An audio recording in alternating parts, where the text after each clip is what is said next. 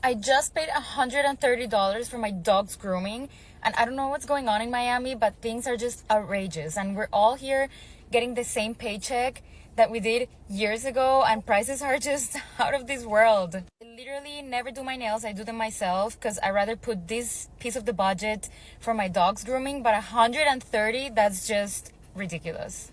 I've been going to this same place for years, and it's been going from 60 plus tip to 80 plus tip to now 110 plus tip, and honestly it just doesn't make sense to me. If you have a good place for dog grooming in Miami, please let me know. It has to have better prices than this. I honestly, is this normal? Is this normal? Just let me know if you have recommendations. Chloe, was that worth $130? Poor girl. I will say 130 for that size of the dog seems a little steep in my opinion.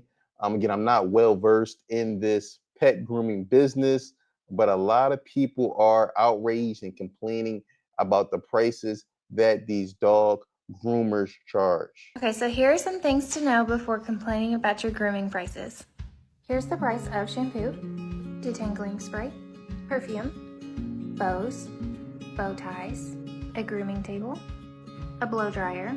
So the prices that I didn't cover were the conditioner, which were about the same price as the shampoo, the bandanas that I use, which I use a fat quarter, cut them in half, and that runs around $2, so that's $1 per bandana.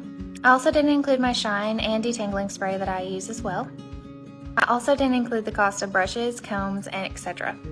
Along with towels, time and effort and money it goes into washing them. So this video is just about bathing a dog.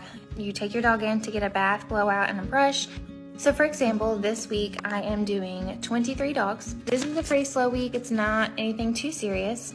So if you add everything together that I just showed you and talked about besides the table and the blow dryer, it comes to $255. On average, a bath here costs around $25, so if you do the math, that's $575 for 23 dogs this week. So if you take $575 minus $255, you get $320. So if you do that, and then say each dog takes about 2 hours, 23 dogs, that's 46 hours. So if you take the $320 left over after the supplies and then what you make, that's $320. So if you divide that, you get $7 an hour for 46 hours. So as a business owner, you have to put some into your business account and then you have to be able to make some money. So if you divide the $7 into half for the business, half for yourself, that's $3.50. And that's per hour. What I didn't include is for my time. Being a small business owner, I can't really charge for my time.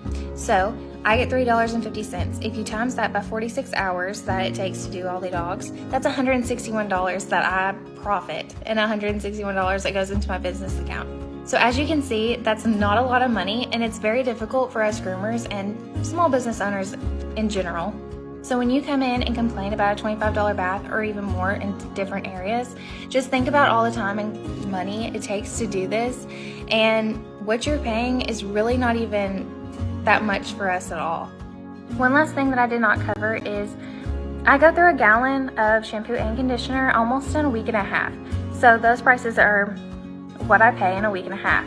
I also do not include the special shampoos and conditioners like sensitive skin, whitening shampoo, different things like that. And while this is just going over the bathing side of grooming, there's a lot more that goes into it.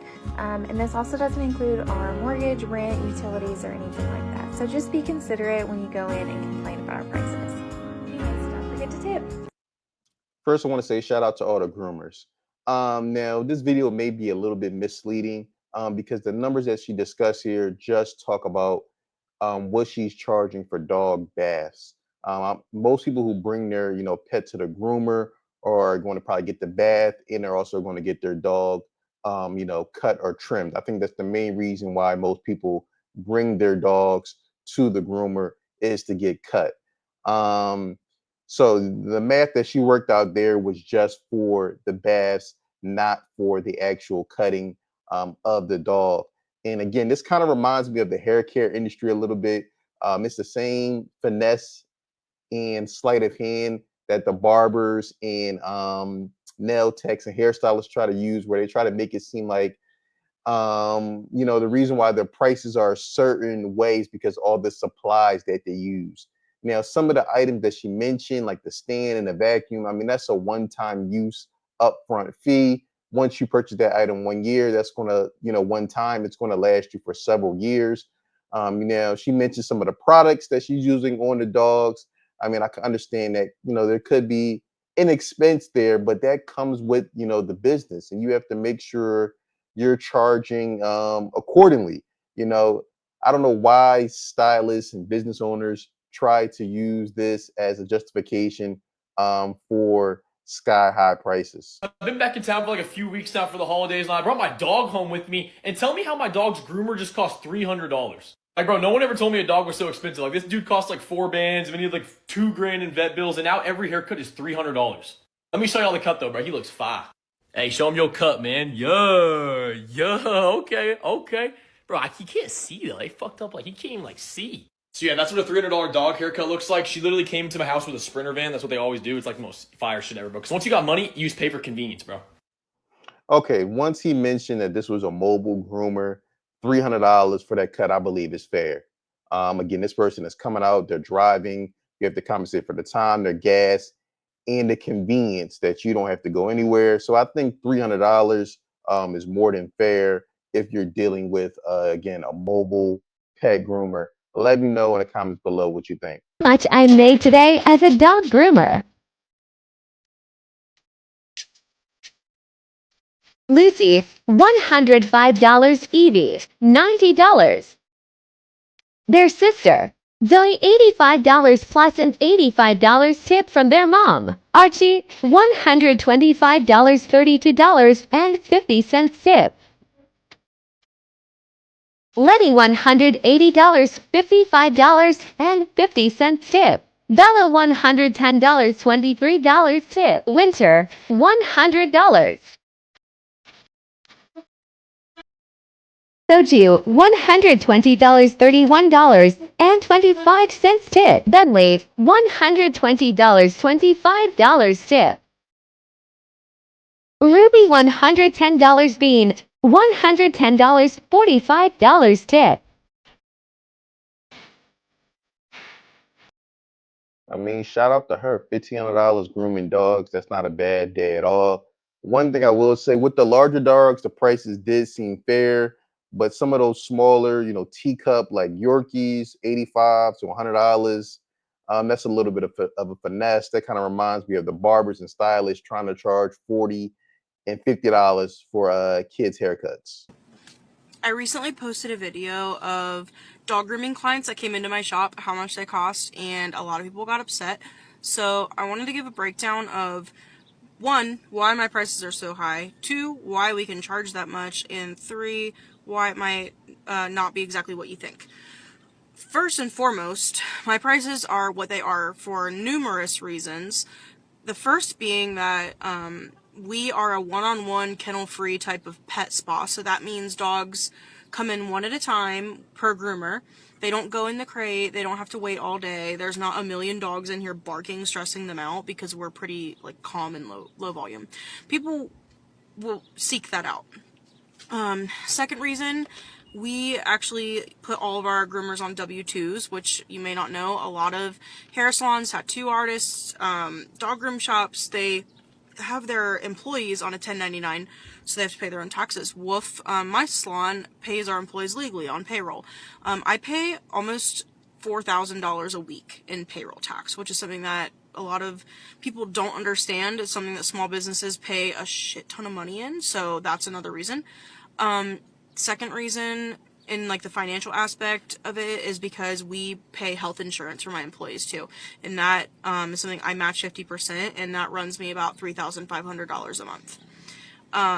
We also have 2 shops. The Kentucky location is a little bit higher because there is sales tax in Kentucky and there's not in Ohio.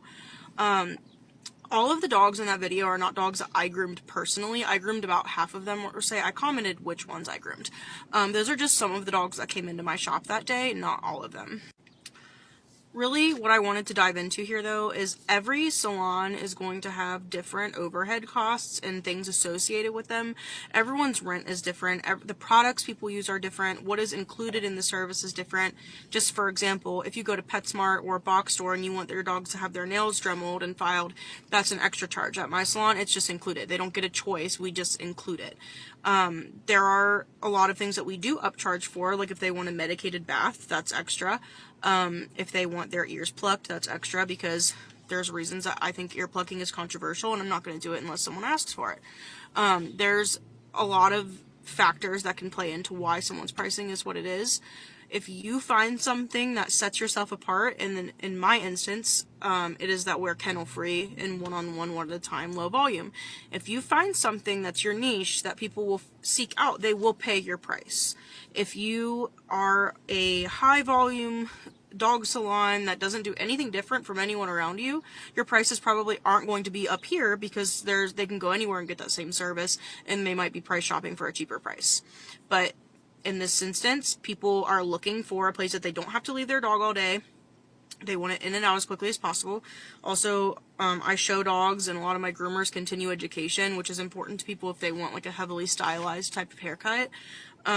There's so many things that people look for when they're finding a service. So it's not just, oh, your prices are expensive, why would anyone go there? Well, there's a reason. There's a lot that plays into it. So if someone is looking for a cheaper option, there's nothing wrong with that. But you can go to a higher volume shop. You can go somewhere that pays their employees under the table or on a 1099.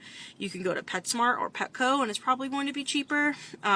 Or just maybe find a dog that doesn't need a haircut so often. There's, me charging high prices shouldn't be something that upsets people. I get why it can be confusing, but as a small business owner, I feel like I should be able to price what I need to price to keep my salon open, and my groomers deserve a livable wage and they make a commission. So, yeah. I like the way she broke that down. Again, the previous clip was her salon and what she charges per cut. But after her giving the explanation, it makes total sense. She's paying her employees well. She's providing them. She's paying a portion of their health benefits. So I can understand the additional cost that she has to tack on to the haircuts. Because again, she's trying to give employees a livable wage, and also she's found a niche with kennel free. So when you bring your dog to her salon, again, it's not, your dog is not going in the kennel and in there for 30-40 minutes, and like she said, a lot of barking and loud environment. It's a much more stress-free and peaceful environment for your dog, and they get you out, they get you in and out with more efficiency. So I can understand why she's able to tax. Again, she's found a niche. Sounds like she's doing again pretty well. She has 2 locations. I'm not mad at her. Shout out to her. This is a PSA to everyone who thinks that their dog groomer is charging them too much to groom their dog. First, I gotta ask, do you know all the steps that a groomer has to take in order to groom your dog properly when you drop them off? Which you probably don't if you're questioning prices or thinking it's too much money. But anyway. So first to start, this is my process. This is the order that I do things in. Other groomers might be different, but this is how I do things when I get a dog that comes in to get a full groom. To start, I do a sanitary, cut nails, Dremel nails, pluck ear hair if they need it, clean ears, and then they go straight into the bathtub. After the bathtub, they come onto the table, they get blow dried, brushed out, combed out, whatever haircut they're getting, either they're getting shaved or they're getting a guard or whatever, do that. Then you go into scissor work and do all the things there. So that takes a lot of time in itself. And that's on a good day. Just going smooth, that's on a good day. And those are scarce. Those don't come around often. So when someone says, are you really going to charge me $130 to groom my dog? Yes, ma'am. Yes, ma'am, I am. I am going to charge you $130 because I'm having to shave shit out of your dog's ass. I'm having to deal with them biting me the whole time. I'm having to deal with having to get eye boogers out of their eyeballs, out of their hair. That has been there for 6 months. Yes, ma'am, I am. And if you don't like it, there's another groomer, I'm sure. You can go find them and you can ask them how much they charge. And we absolutely love our jobs. But we're going to charge the appropriate amount for our services. And if you don't like that, bye-bye. She said bye-bye. Let me know in the comments below how much is too much for dog grooming. I look forward to hearing your comments. I look forward to seeing your comments under the video below. Don't forget to like, subscribe, and share.